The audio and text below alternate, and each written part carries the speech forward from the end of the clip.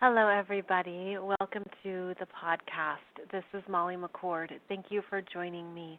Today is June 17th, 2019, and we're going to focus today on the Age of Aquarius energies, what it means, what it's about, and most importantly, how this applies to each of us at a human and a soul level.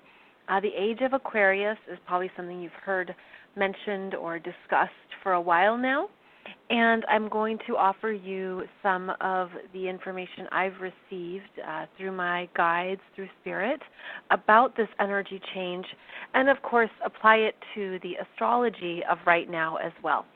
So I hope that you get some good information in this show. If you are new to the program, welcome. This podcast has been going strong since 2012. I did take a hiatus for a bit when I was a new mom, but other than that, there are over 400 episodes for you to explore and listen to in the free library. This podcast is on Blog Talk Radio, but it's distributed to YouTube, iTunes, it's no longer iTunes. I think it's now Apple Podcasts, Stitcher, Podbean, everywhere that podcasts are distributed. So thank you for your listening time. Thank you for your subscriptions. And as always, I hope that you get something useful and valuable from every episode. So the Age of Aquarius is important to understand because it's about the Earth's location in the cosmos. And our planet, our solar system, moves through different astrological signs. And it's a very slow shift. It's roughly 26,000 years that we spend within each age. So we've been in the age of Pisces, and now we're moving into the Age of Aquarius.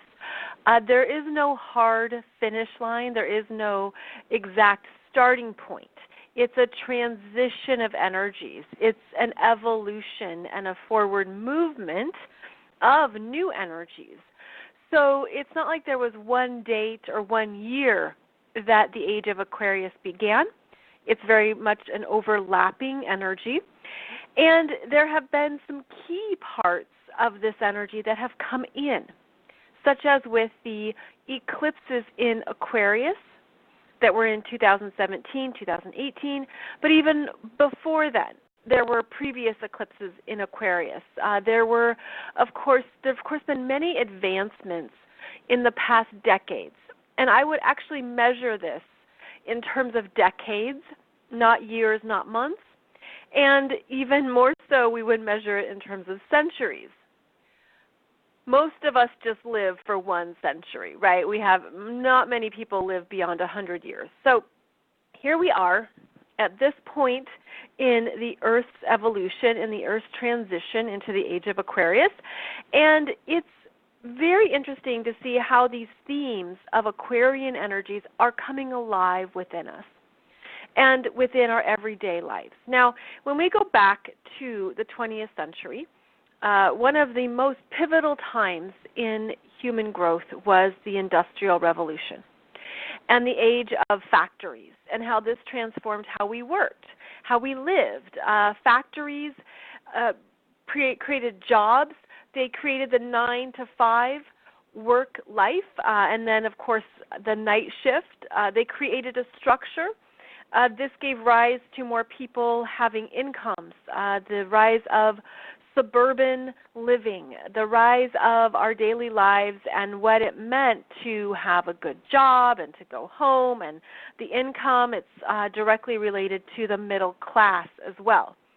So the Industrial Revolution was key in how we understood more of our purpose, how we could live our lives, how we could use our skills, our education.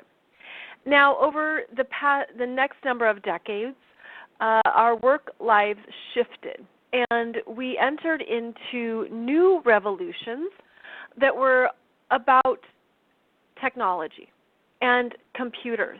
Maybe you even remember back in the early 80s, the DOS computer and the revolutionary ways that we could have an individual computer in our home.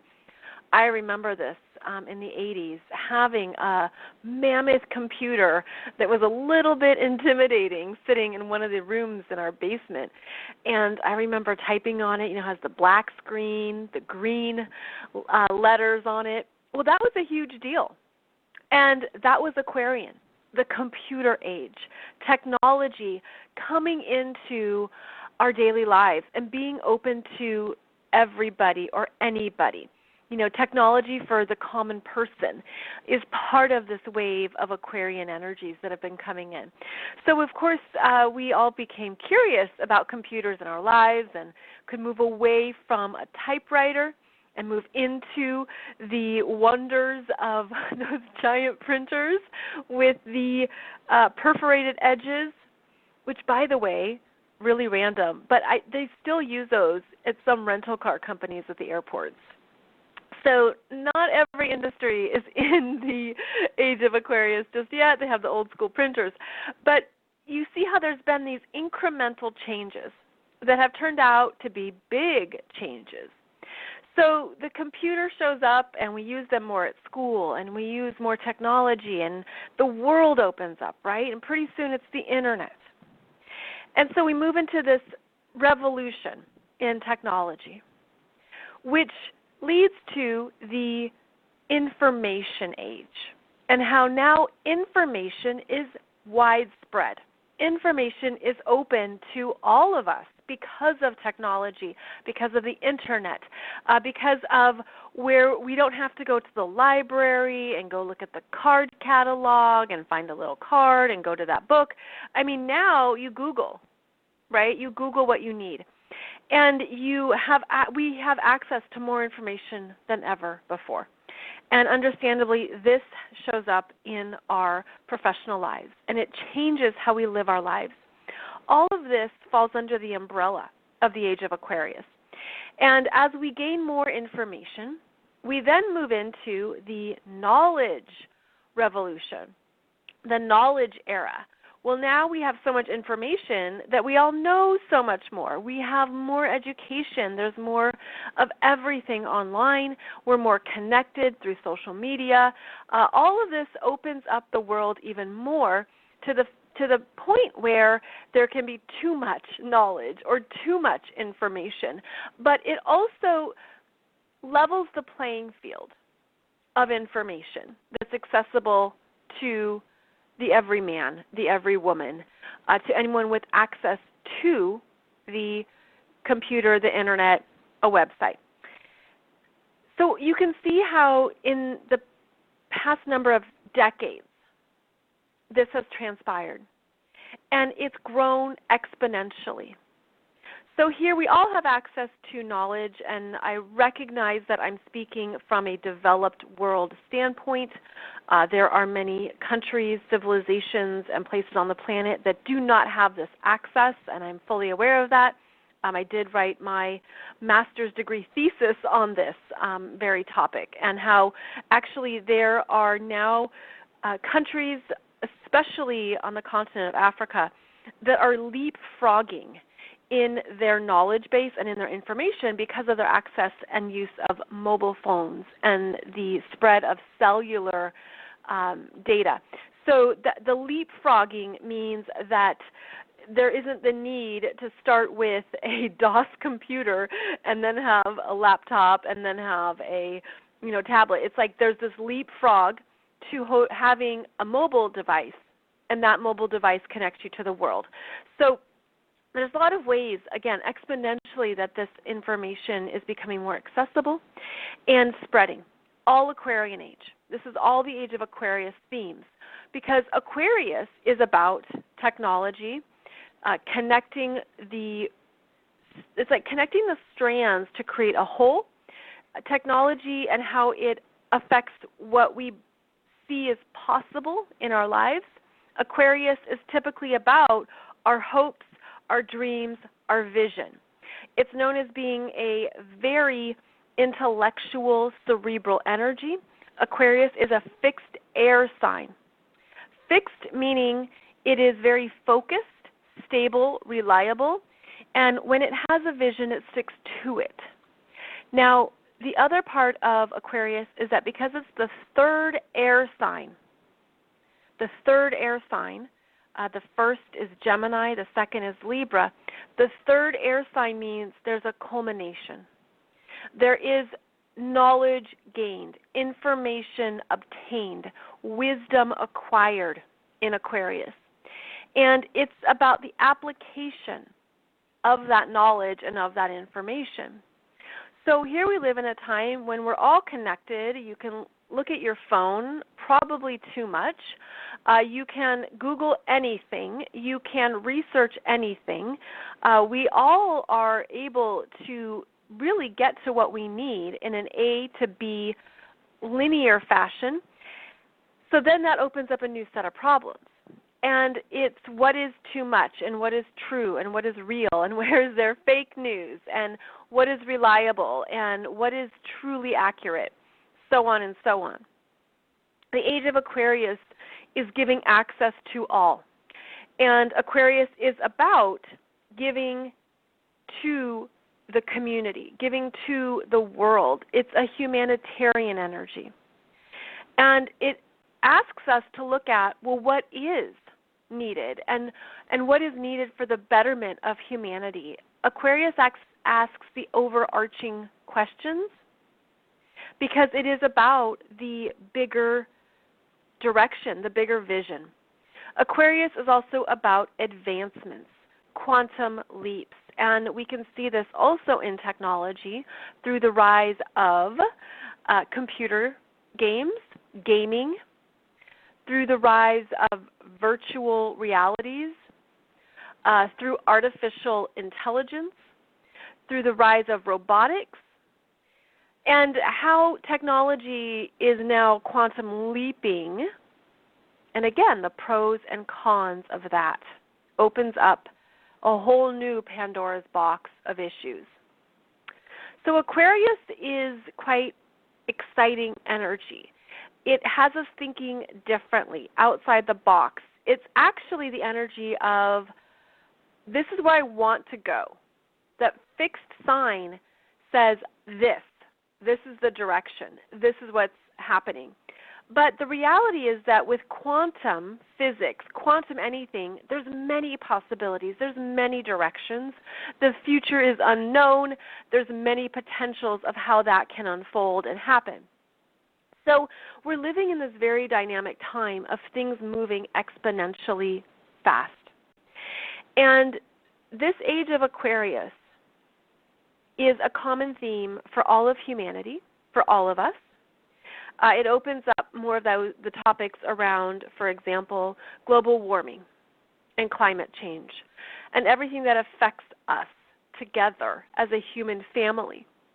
We're moving into a time of, these are questions we can't ignore, we have to talk about, that have to be discussed. Now, we've been in this energy for a while, right? This is not brand new to you. Again, because the Age of Aquarius moves in slowly, it's really measured in decades. And even those decades are very, very small when you look at the 26,000-year cycle that is unfolding, that's just beginning. You know, we've barely put a toe in the water. So what I want to also call out is the shift from the Age of Pisces into the Age of Aquarius, because this energy moves in reverse, similar to the nodal axis of the moon. It is a transition from the Pisces energy that every energy field has its higher and lower expressions. And the higher energies of Pisces revolve around healer, spiritual gifts, spiritual power, spirituality that is unlimited. Pisces is about transcendence, dissolving boundaries. And it opens up our hearts it opens up our understanding of unconditional love. Pisces can be very intuitive, creative, emotional, and it has a desire to do what's best for everyone, to do what's best for all, including the animals, including nature. This is something that both Pisces and Aquarius energies have in common, is that they're very much about the collective experience. But in Pisces, it is much more of that emotional, intuitive feeling of something. And it calls in the healer. And so this is how there has been a big focus on spirituality and healing throughout the world, understanding what heals and what separates. The role of religion comes into this. The rise of different religions and on the messages that they have brought forth, perhaps with the intention of healing and with true love and unconditional love. Perhaps those messages were distorted or the original intention was lost, depending on whom interpreted the messages. But the Pisces energy is a heart opener. And I believe that's what many of the ascended masters were guided to bring forth, and what they felt was important to offer humanity was how to look at how we're all connected and how to honor those connections with less separation. And there's, in fact, a book that references different teachings of different masters, specifically Jesus, Krishna, Buddha, and Lao Tzu. And this book is all about their parallel sayings, how many of these masters were saying the same thing in different ways through different cultures, through different languages. And there's even been reference and research to how many religions and belief systems all revolve around the golden rule, which is do unto others as you wish them to do unto you. All Pisces. Pisces also is the spiritual knowledge that was passed down, that was intended to be shared, and of course intentions can be many. The Pisces energy, I just feel it as a softening, because when you look to before Pisces, right, what preceded the age of Pisces would have been the age of Aries, which would have been much more about war, the ego, fighting, sense of individuality, sense of self. And so the next step would have been the softening of Pisces in the age of Pisces and the union energies between man and spirit, God, source. Pisces, however, is a sign of duality. And that duality exists between the humanness and the spiritual energies. It is the as above, so below, as within, so without. Pisces is represented by the two fishes, one fish swimming up, one fish swimming down. It is the duality of our human nature and our spiritual nature, the duality of the mind and the heart, the duality that exists in life and how we transcend these dualities to reach a new awareness of wholeness. So the Pisces energy, it's almost like this duality means we have to learn something twice. And the lower energies of Pisces revolve around powerlessness. And that powerlessness can be found in victim consciousness, self-pity, blame, escapism, that sense of feeling abandoned. I don't belong. I'm a misfit. I'm on the outskirts.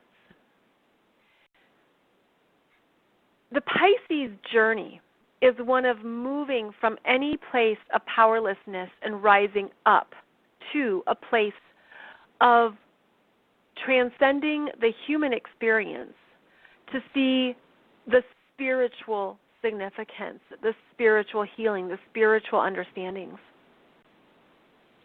And we're still in this energy of strong Pisces with Neptune in Pisces. Neptune is only about halfway through its journey in Pisces, and it's asking us to rise up into a higher spiritual perspective that we don't feel at first. Because again, the Pisces energy means we do something twice.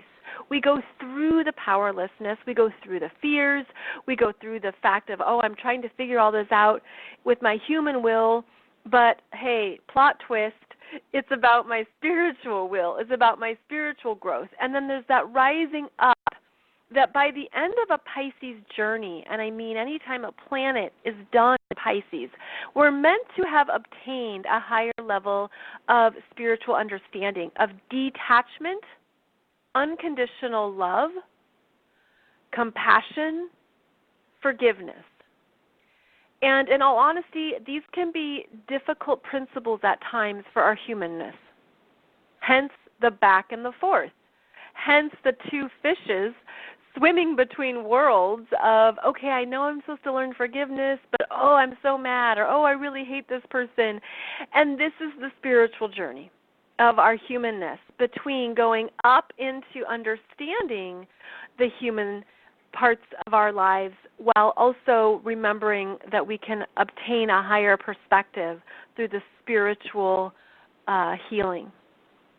So Neptune is in Pisces until the middle of next decade, January 2026, I believe.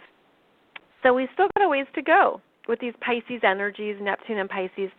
And we're meant to rise in our own collective Pisces healing. Rise in our compassion, rise in our understandings, rise in our detachment from everything in the physical world, which of course therein lies the rub, because again, we're human, so we circle back around and we circle back into these places that are still teaching us and opening up our hearts, really opening up our hearts.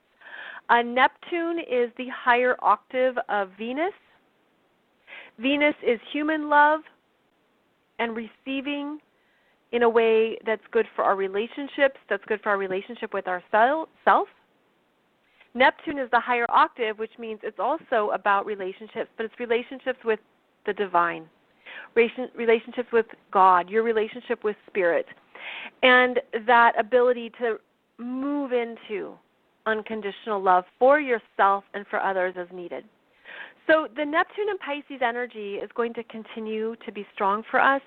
As I do this show, it's at 18 degrees, so it's only at moving through that second decan of Pisces. And the second decan is between 10 and 19 degrees of every astrological sign. And the second decan is where we have more experiences that ask us to apply the energy, to put it into motion, to really make it applicable in our everyday lives. So we are really in this place of the deep spiritual growth and letting go of our egos. Neptune and Pisces is a double whammy of that, of stepping out of the ego, stepping out of the human desire, of the human needs, of the human wants, and remembering that you, of course, are always tethered to God, Source, Spirit. You are always connected to this part of the universe, this part of yourself, and that's part of our mastery. So we have the Age of Pisces still in effect here as more of the Age of Aquarius comes in. And so this transition between Pisces into Aquarius is about separating yourself out from the pack and becoming more of your own individual self. Aquarius is about individuation within the group. Individuation of your own strengths, gifts, challenges, lessons, abilities, skill set, and how you give that out and share that with others. So Aquarius is this interesting conundrum because it is about all of us. It is about the collective. But the collective is made up of individuals. And so this change into the Age of Aquarius, we are each meant to advance our understanding of our individual selves and to use the knowledge at hand, to use Google, to use the information, the research, everything out there to really dive into who am I. And astrology, of course, falls under that. Astrology is ruled by Aquarius. And there are many other systems of knowledge out there that help you understand who you are. Metaphysically speaking, astrology, numerology, human design system, anything that helps you really hone in on your unique energy field is all about Aquarius gifts. And this Age of Aquarius means that we each are entrusted, if you will, or committed at a deeper soul level to understanding ourselves and what we're here to do differently, what we're here to do individually, what we're here to do as a unique source of energy field, and then how you share that, how you offer that, how you help others because of your strengths and your gifts. So it's quite exciting because there are so many tools to be used right now to understand more of who you are. And it's a time of astrology really coming forward, of anything else that helps people know who they are is more important than ever. So it's very interesting when you look at it right now versus the Industrial Revolution, when factory workers were meant to be a part of a bigger system, and it was not about being an individual. And this is one of the significant changes in the workforce these days, is that so many of these things that people used to do are being replaced by robots, right? Automation.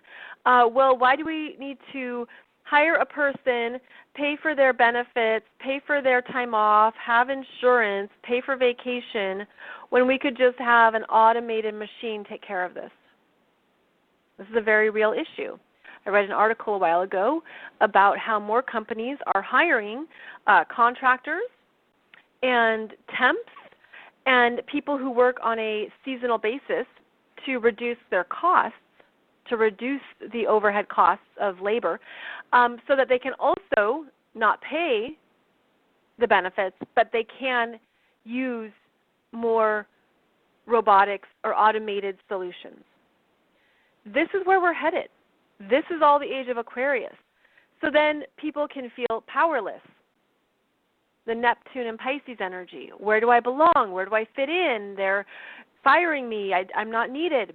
But guess what? It's a whole new beginning, because now you step into who you really are.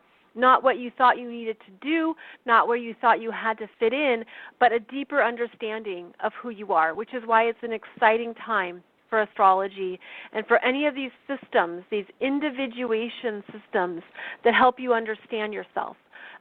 Archetypes are a wonderful way to dive into this.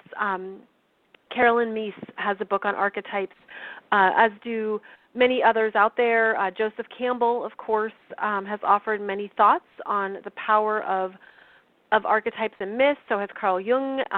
This information is available. for you to understand yourself, because there's things that are changing permanently in humanity, and now you're being asked at a human level and at a soul level to say, but this is who I really am. And so we go through these ego deaths. We go through things crashing down. The deconditioning, the deprogramming, things that you loved and you were passionate about perhaps back in the 70s, the 80s, the 90s, it's changed so drastically, right? And that's because this Age of Aquarius says you need to be you, nobody else. And the deconditioning is stepping away from the pack. The Aquarius journey is one where you do identify with a group, organization, collective, but it's within that identification that you start to see how you're your own person, how you are unique, how you are different, how you are you. Then you are asked to gain the strength and the power to follow that path, to follow why you're different, to follow what has not been discovered within you. Then, after you go through that individuation and you understand your gifts, your talents, you then come back to the group and offer this part of yourself. It's very much a hero's journey. It's very much a heroine's journey. It's very much about, I just feel like this commitment to yourself, this commitment that you know is meant to benefit all. So it's an exciting time, yes, but it's, of course, a lot of changes, a lot of upheaval. Aquarius is forward thinking. It is about what's coming that the vast majorities don't see. Anything you can do that helps you understand how you're different, how you're unique, is all about why you are here, why your soul chose to be here, and why it's needed to help more people understand who they are and what they're here to develop, heal, learn, and offer. So the Age of Aquarius is about all of us becoming individuals. It reminds me actually of another example for you. When I lived in Paris, I worked at the U.S. Embassy, and I would attend these meetings in this giant, gorgeous chateau that had 30 ambassadors. So, of course, go through security and go into these giant, it was like a, huge ballroom it was a U-shaped lineup of all these ambassadors, 30 ambassadors. One woman, 29 men. And I would attend these meetings to take notes, hear what was being discussed. And every ambassador, of course, is there speaking for their country, for their prime minister, for their president. They are a representative. And so within diplomacy, there's a lot that is not said. There's a lot that's said in a different way. It's interesting because diplomacy, we think of it as problem solving, and it can be, but there's actually a lot of tension as well in diplomacy. That's why you have to maintain a level head, use logic, be rational, because there's a lot of discord as well when you're trying to figure things out, have conversations, solve solutions. There's a lot of the behind-the-scenes diplomacy that is a very different story than what's presented publicly, or that's what's discussed publicly. So you have this room filled with 30 ambassadors who are each sharing what they can say publicly. And it's a very fascinating dynamic to watch, and it is a wonderful example of Aquarius energies, where you have 30 individuals, different needs, different intentions, different motivations. Even there were some countries when they spoke, they had more influence. They had more weight because they were a richer country. They had stronger representation, etc. And then there were other countries that it was great to hear what they had to say, but it was a different contribution. So this is Aquarian energy. And it's the group, right? The group experience, having a conversation, talking about their needs and, needing to represent themselves.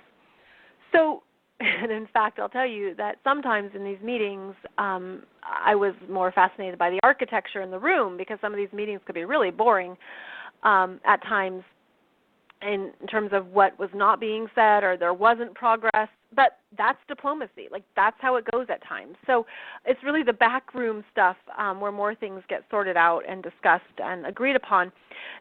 So I feel like what we're looking at here is that what are you bringing to the table to share in the world?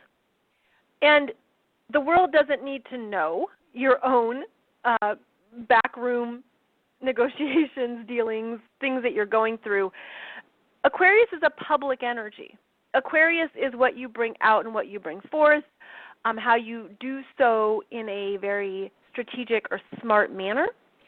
And it's understanding that there needs to be room at the table for many. It is the energy of many. And it's a masculine energy. It's an ego energy. It's making sure the healthy version of Aquarius is that collective problem solving, collective solutions can be valued, but that can be idealized, right? That's not always the case. So we're figuring out new ways to work together in the Age of Aquarius. We're figuring out new ways to communicate, to listen, to hear each other's needs. We're figuring it out. And that means new solutions will be needed and new voices will be heard. Aquarius is about diversity. It's ruled by Uranus. And so that's also why we have a rise in diverse populations. It's the rise, too, of the LGBTQ energies, people, communities, like perfect, beautifully welcomed right now. I'm speaking in general terms because it is a time of diversity. It is a time of welcoming new voices to the table. It is a time of making room. And when I think back to those meetings and how they were in a U-shaped, like energetically, it wasn't a closed circle. It was a U-shape, right? So there's always an opening. And that's, I think, a strong symbolism that we are asking more people to come forward, to come to the table, diversity, inclusion, being able to talk about things that are hard. And so it brings up, privilege and the things that perhaps we thought we didn't have to talk about, or the things that maybe we thought we'll discuss it later, or the things where you say, oh, somebody else can bring that up. No, there's a necessity here for forthright communication that is inclusive, that is value-based, that is aware of the bigger world. And so I feel like there's going to be much more in the decades to come around inclusion, around who, like I'm just getting this image of being at a meeting, and there's people who lean back in their chairs, and they're observing, taking it in, thinking, right? And there's the people who lean forward and who are contributing and speaking and understanding what needs to be said. Both of these visuals are necessary, right? There's the speaker and the listener. But I'm feeling like I get this image of more people feeling a responsibility to push themselves to talk about what might scare them. It's interesting. Like I'm feeling this change energetically around what we hold back versus what we need to say and acknowledge. And this is part of this shift in our cultural norms where I'm feeling like the privilege, the silence, the comfort levels are changing. Because there's a rising within each of us energetically, and now I'm seeing it even at a DNA level, that there's things that we want to offer and include in the conversations. Again, more people at the table, right? More voices at the table. So I'm just feeling that overall. Of course, I'm thinking of it in actually more of a professional manner, in more businesses and corporations, and that energy is going to continue to rise. And now what I'm feeling, too, as I say all this, is a little bit more of the galactic information. So that's quite an interesting connection here, to go from the workplace to a galactic connection, but of course it's all related. What I'm feeling is that there are more people who are going to be activated in some parts of themselves that they can't ignore. And every time a planet or the sun or the moon goes across the galactic center, which is around 26, 27 degrees of Sagittarius. Now the moon hits it once a month, and then other planets, make their various cycles. But every time a planet or point hits that galactic center, there's this infusion of energies that open us up to more energies, more downloads, more revelations. The galactic center is the center of our galaxy, and it's connected to our solar system, and it connects us to other galaxies. And it's quite quantum. It's quite influential in our energy fields. And I feel like there's just going to be more activations in the Age of Aquarius that we really feel, and it's quantum. The other part of this is how it's opening us up to other life forms, aliens, extraterrestrials, Anunnaki. If you know these terms, you know what I'm talking about, the fact that we're not alone on this planet, we're not alone in our existence, that the history of the earth is much more diverse than what we've been taught, where the history books have maybe not been accurate or they left some things out. New knowledge comes forward with Aquarius, and it's big knowledge. It shifts what we think. It shifts how we understand ourselves in the galaxy. So this Age of Aquarius is big in what it's going to expand in our minds, what it's going to expand in our understanding of ourselves in the cosmos. And that, of course, is how we will continue to advance. That's how humanity will advance, and that's how the earth will advance. However, Aquarius being an air sign, being very mental, it can't just stay in our heads. We can't just talk about it. We've got to take action. There's things that have to be done. It can't just be roundtable discussions. It needs to be the application of solutions and using the structures in a new way. So Aquarius is co-ruled by Saturn. Saturn was the traditional ruler of Aquarius before Uranus was discovered. And Saturn is really comfortable in Aquarius because Saturn provides the rules, the boundaries, the structure for how to organize people, how to organize systems. In your everyday life, one example of Saturn organizing us is through traffic lights, is through any systems that organize all the traffic, the cars, motorcycles, bikes, everything, and we get a red light, you get a green light, you get a turn signal. This is the Saturn energy organizing the Aquarius energy of every person in their own individual car. And, of course, you know that feeling when you're on the freeway and it's stop-and-go traffic or nothing's moving. That's also Aquarius. And so there is the structures of our lives that are new structures are going to be needed. New structures. Aquarius is also related to air transportation, to space, and we are back to developing more ways to leave this planet. The Space Corps, the development of a need for more space travel.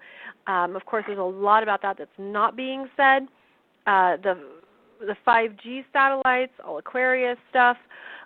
Whether we're going to other planets, what else is happening out there.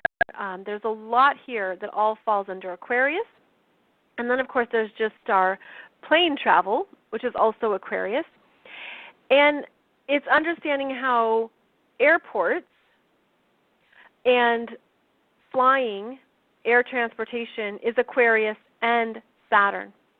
So in March 2020, Saturn enters Aquarius until July 2020. So March 2020 to July 2020, it goes almost to 2 degrees of Aquarius, and then it will go back into Capricorn and come fully into Aquarius in 2021, or no, late 2020. So Saturn in Aquarius is having us look at these structures, looking at air traffic and air travel, air transportation, looking at space ventures, looking at your traffic signals and traffic lights and how to organize people. And what do we need now, especially considering the world's current population of just over 7 billion people.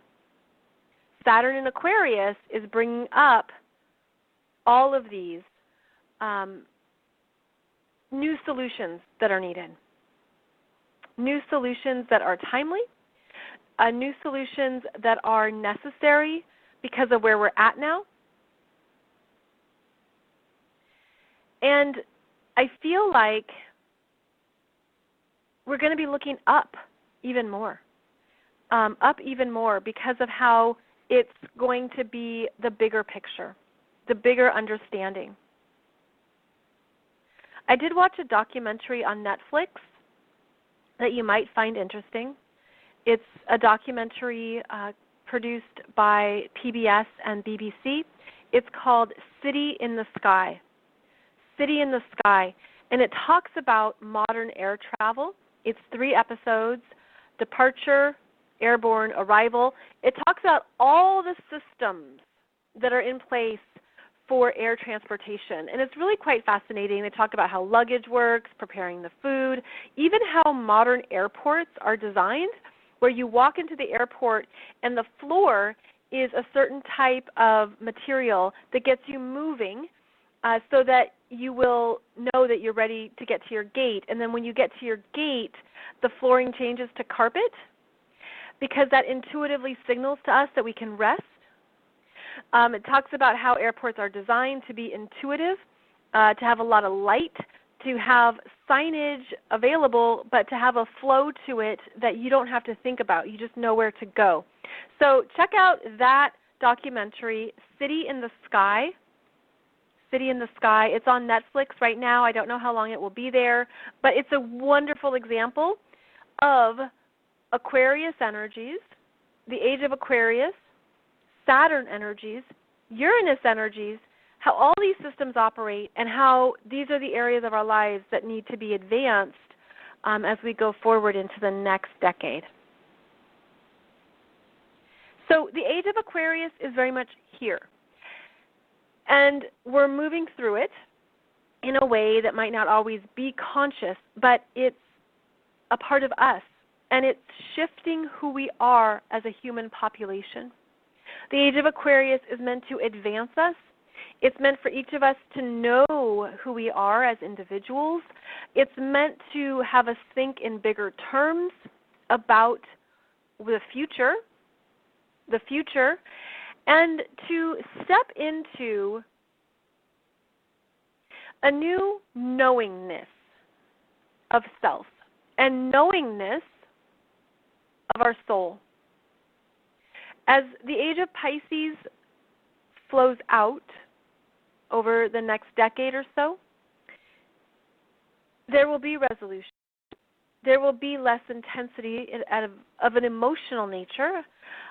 We will have arrived at a new way of beingness, and we're meant to apply that beingness, that open-heartedness, that unconditional love into our daily lives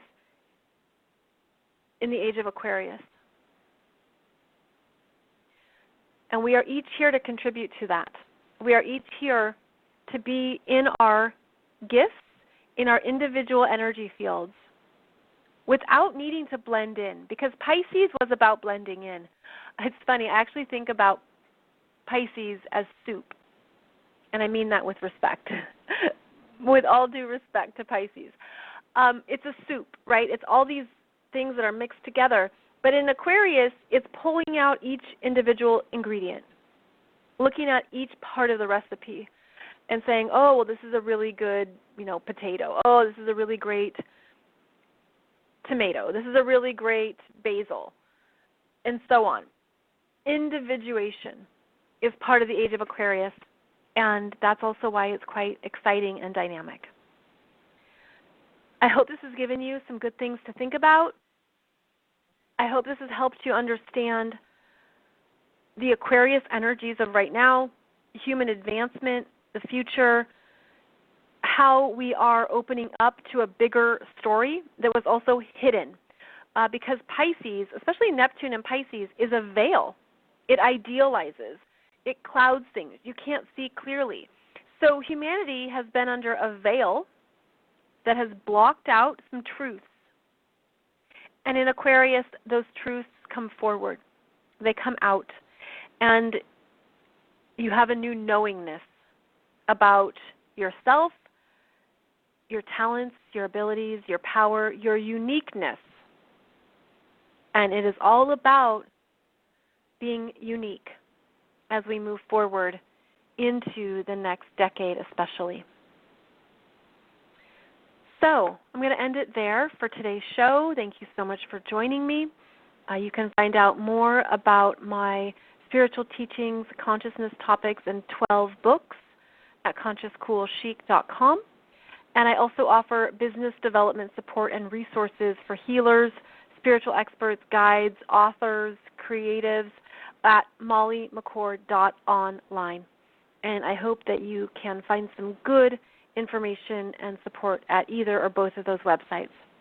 Thank you for joining me, friends, and I look forward to connecting with you at our next show. This program airs every Wednesday and Monday, and I so appreciate your time in joining me. So take good care, and I'll see you back here soon for our next astrology topic. Bye-bye.